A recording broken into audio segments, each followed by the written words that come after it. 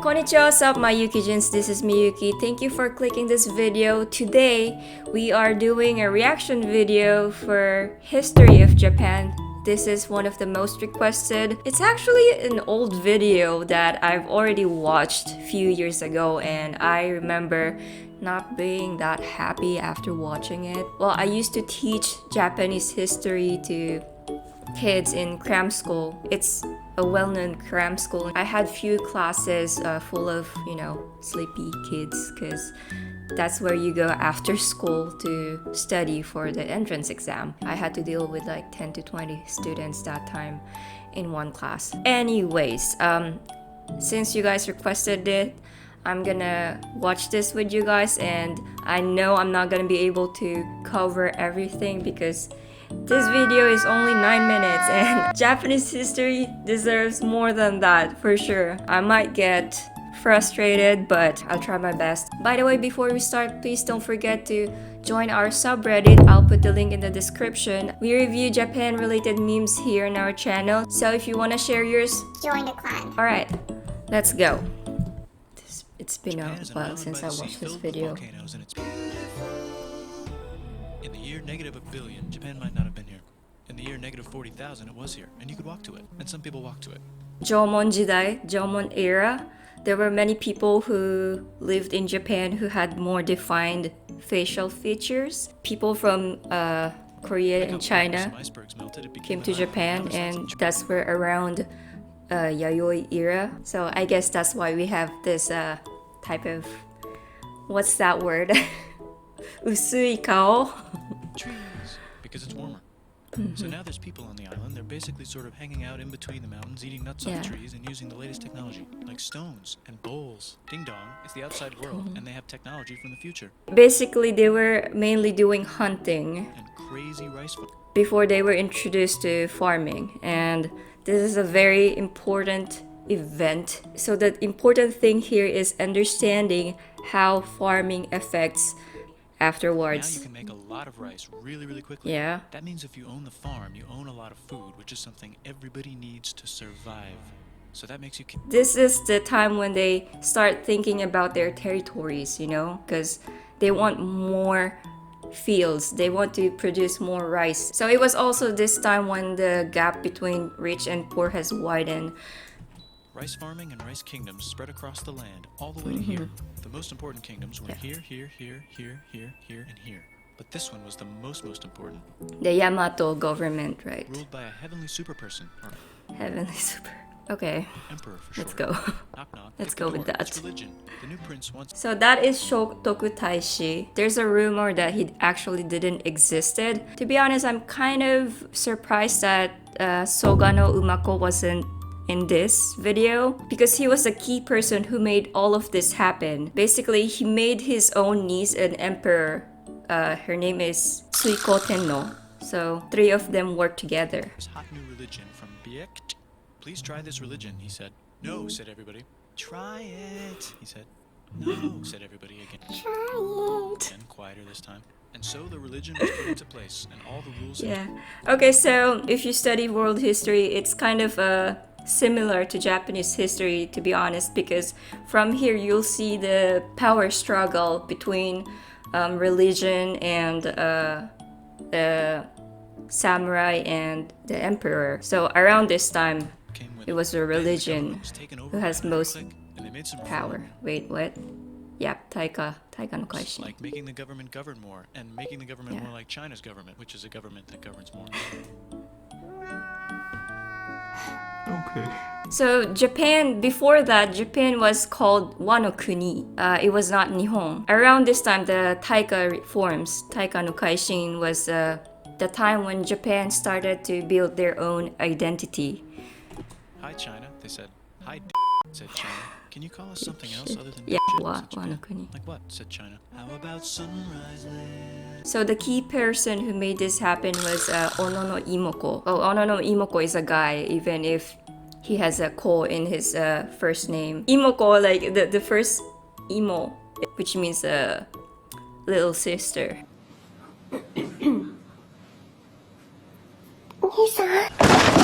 Suiko Tenno asked him to go to China to give this letter. It's basically it's a letter about telling them that, hey, we are Japan now, we are Nihon now, and we want you to treat us equally, like have a equal relationship. And during that time, the emperor in China was Yodai.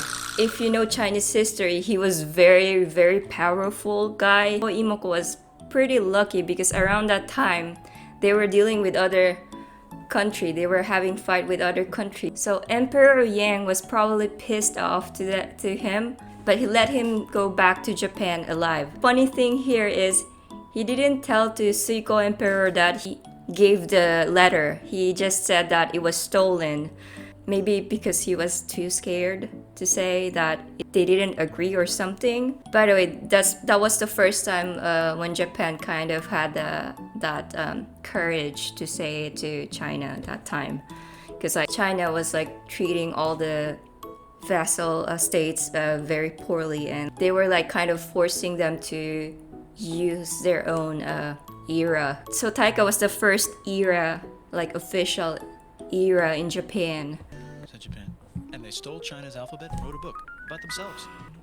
Oh, that Kojiki. I won't go deep into this book, but this is really interesting because the character settings in this book is kind of similar with Hinduism. Themselves. And then they made lots of poetry and art and another book about themselves. Then they stopped moving the capital every time the emperor died and kept it in one place for a while, right here.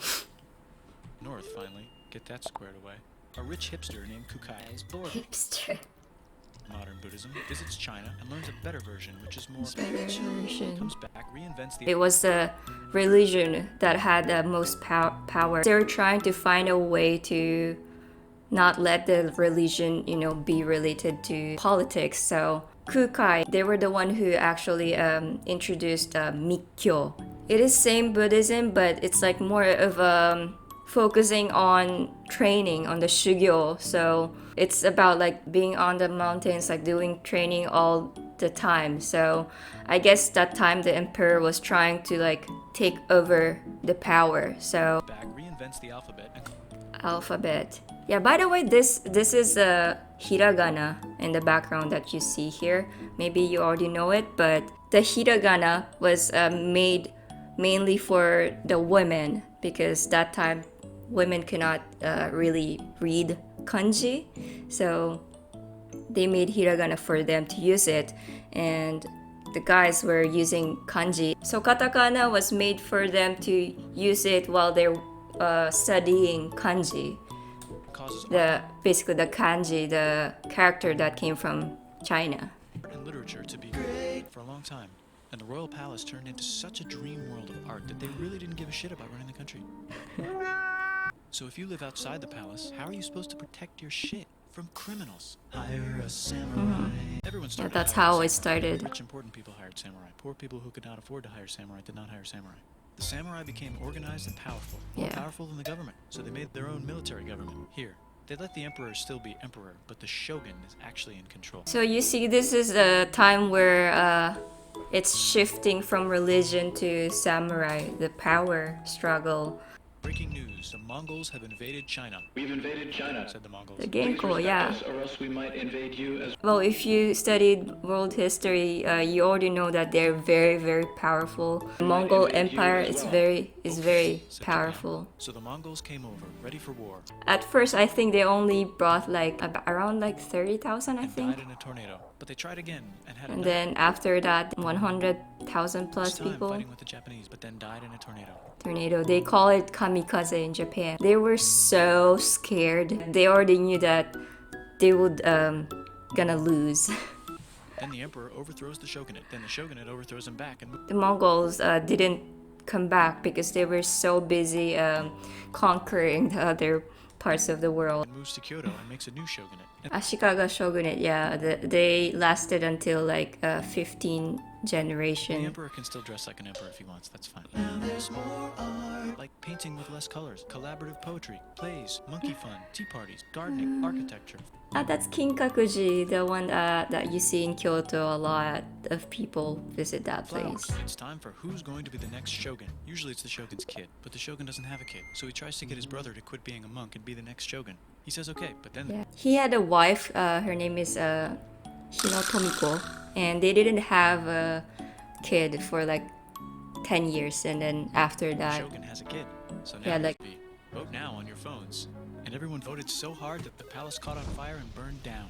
this is actually a very interesting story because when she gave birth to her son, she loved her son so much that she wanted him to be the next leader. And they had like a very big war. It's called Onin War. The crazy thing here is that her husband, Ashikaga, was not very interested about this at all, and he was more interested in the art. He's basically a guy who built the Ginkakuji. The shogun actually didn't care. He was off somewhere Yeah, doing poetry, that- and the whole that country place, broke into yeah. pieces. Everyone is fighting with each other for local power, and it's anybody's game. Knock knock, it's Europe. No, they're not here to take over. They just want to sell some shit, like clocks and guns and cheese.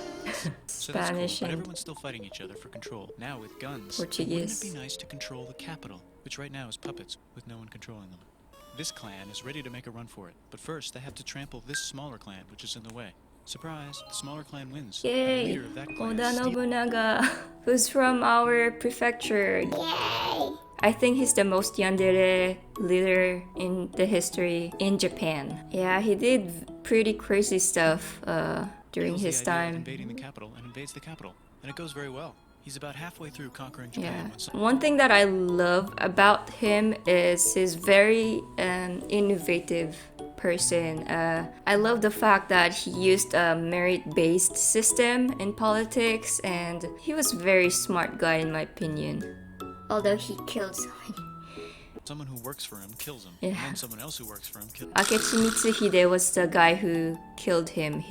This was the largest gekokujo in the history. Gekokujo means a superior overthrowing the inferiors. Kills them, and that guy finishes conquering Toyotomi. Before Oda Nobunaga got killed by Toyotomi Hideyoshi, he was fighting with Morishi. He reconciled with Morishi and just came back because he wanted to be the next leader. They were like fighting with katana, and then he heard the news and were like, hey, I'm sorry. Can we be friends? Friends again? Like, are we cool? Yeah, I have to go. Of course, he didn't say why because, he didn't want Morishi to know that, there's something bad happening in his country.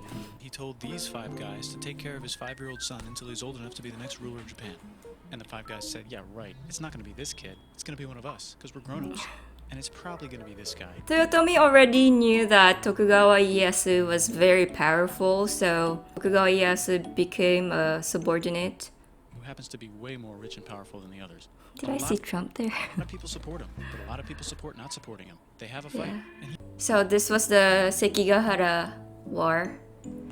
he wins and starts a new government right here. This was the start of Edo era, so it's the samurai time, The power has And he still taken. lets the emperor dress like an emperor and have very nice things. But don't get confused. This is the new government, and they are very strict. So Very they close strict, the yes. country. No one can leave, and no one can come in, except for the Dutch if they want to buy and sell shit. Well, not only Dutch, and actually, it's not only there. He put about 4 places to conduct trading with not only Dutch, but with China, Ainu, Ryukyu. Ryukyu is Okinawa. Want to buy and sell shit, but they have to do it. So shit. Now that the entire country was not at war with itself, the population increased a lot. Business increased, schools were built, Yes. roads were built, everyone learned to read, books were published, there was poetry, plays, sexy Yeah. times, puppet shows. Well, when it's peaceful, we grow our culture, right? Dutch studies. People started to study European science from books they bought from the Dutch. We're talking geography, skeletons, physics, chemistry, astronomy, and maybe even electricity. Over time, the economic and cultural prosperity began to gradually slow down. It really slowed down. Tokugawa でしょ. I think the first 3 generations were very strict, and then after that they switched to civilian government, and they kind of loosened up because people didn't like it. Knock knock. It's the United States. With What's huge that? boats. With guns. Oh, yeah. Gunboats. Peri. The Peri country. no raiko da. Stop having it be closed, said the Yeah. United States. I think around this time was Industrial Revolution in the USA, and they needed more oil, so they came to Japan to get more fish oil from Kujira whale. There was really nothing they could do, so they signed a contract that lets the United States, Britain, and Russia visit Japan anytime they want. Churchill and like Satsuma the hated this. That sucks, they said. animation This so sucks. much. And with almost very little outside help, they overthrew the shogunate and somehow made the emperor again and moved him to Edo, which they renamed Eastern Capital. They made a new Tokyo. government, which was a lot more Western. They made a new constitution that was pretty Western. There we and the go. military Modern was history. Pretty Western. And do you know what else is Western? That's right, it's conquering stuff. So what can we conquer? Korea. They conquer Korea, taking it from its previous owner, China, and then go a little bit further. And Russia rushes in out of nowhere and says, "Stop, no, you can't take that. We were going to build a railroad through here to try to get some warm water." And Russia builds their railroad, supervised by a ton of soldiers. And then when the railroad was done, they downgrade to a ton. Did I say downgrade? I meant upgrade. And Japan says, "Can you maybe chill?" And Russia says, "How about maybe you chill?" Japan is kind of scared of Russia. You'll never guess Even who's now, also kind of scared of Russia. actually. Great Britain. So Japan and Great Britain make an alliance together so they can be a little less scared of Russia. Feeling confident, Japan goes to war against Russia, just for a moment, and then they both get tired and stop. 日露戦争か。 The world is about to have a war because it's the 1900s and weapons are getting crazy, and all these empires are excited to try them out on each other. Meanwhile, Japan has been enjoying conquering stuff and wants more. And the next thing on their list is this part of China and lots of tiny islands. They All that stuff conquer belongs so to many Germany, countries. which just had war declared on it by Britain because Britain was friends with Belgium, which was being trespassed by Germany in order to get to France to kick France's ass because France is friends with Russia, who was getting ready to kick Austria's ass because Austria was getting ready to kick Serbia's World ass history. because someone from Serbia shot the leader of Austria's ass. Or actually, shot him in the head. Oh, And yeah, Britain was yeah, currently yeah. friends with Japan, so you know what that means. Duh, Japan should take the islands. Which they wanted to do anyway, so they called Britain on the telly to sort of let them know. And then they did it. And they also helped Britain a little here and there with some errands and stuff. Now the war is over, and congratulations, Japan. You technically fought in the war, which means you get to sit at the negotiating table Yeah. with the big dudes, where they decided who owns what. And yes, Japan gets to keep all that shit they stole from Germany. You also get to join the post-war mega alliance, the League of Nations, whose mission statement is to try not to take over the world.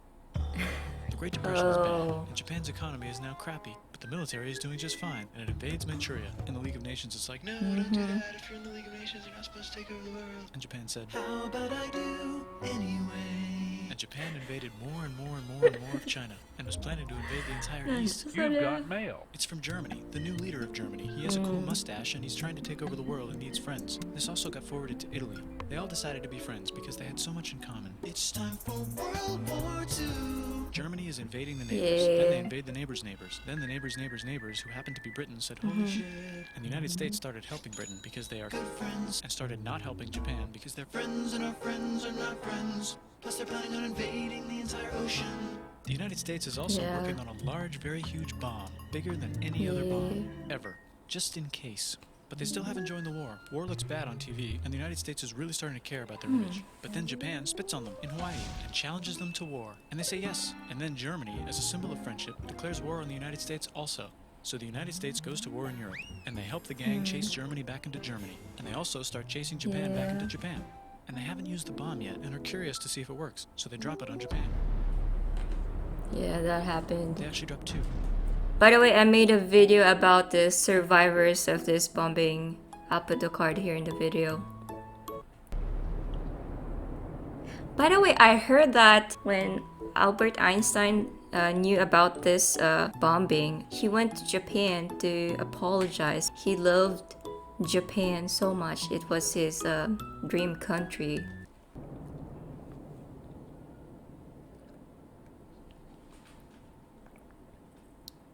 Pretty much that was like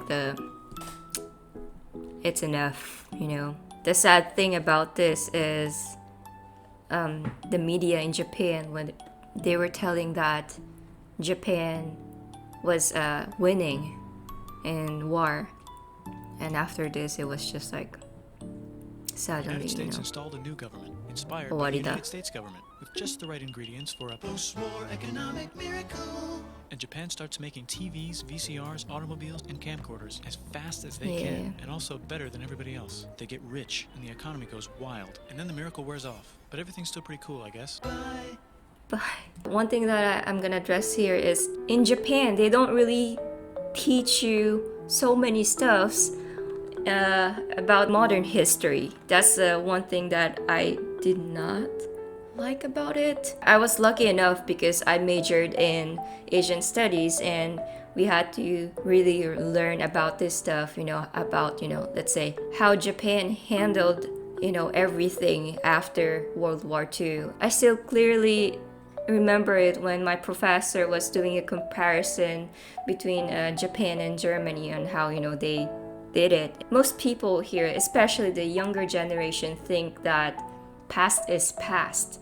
We don't need to know about it at all. For people like, for example, in China, the younger people there, like, they think opposite. They do know that past is very important. Maybe for other people, it's just a history, but what I'm trying to say here is there's also part of them that help us to become where we are right now. So it is very important to learn what Japan did that time. You don't have to learn every single bit of it, but the more you learn about this stuff, I think it will get easier for you to understand news, because you'll know about, you know, why, or, you know, what happened in the past and why is this thing a problem, you know. I do hope that Japan government puts more effort in educating people about the modern history. It's crazy that they made us study Jomon era, about those Jomon vase so much, but they didn't really, and modern history is very connected to the present. I do believe that for Japanese people, it's their responsibility to know what happened in the past. So think of it as a inheritance, you know. Let's say you have a rich parents who died and you take all this money. So that's actually how I see our generation right now. Like, we are very lucky that, you know, we're not really like literally struggling. When you're receiving those inheritance, you also gonna have to take care of your parents' debts. If they have something they need to pay, then you should like also take it, not only those inheritance. And I feel like that's what's happening to our generation now. We only get the good stuff from them. We are also getting called out because we don't know what happened in the past, which is, in my opinion, again, is true. It's our responsibility to know. I'm getting too deep, but it's just my opinion. Don't attack me. I don't want to cause any controversy. But And thank you for watching it with me. I really enjoyed it. Don't forget to like, comment, subscribe, and hit that notification bell. I post a video every single week. Again, if you like Japan related memes, put the link in the description. Please join our subreddit. Also, give a follow to our shop Instagram at art-ashikaga. Until next time, Miyuki deshita. じゃあね!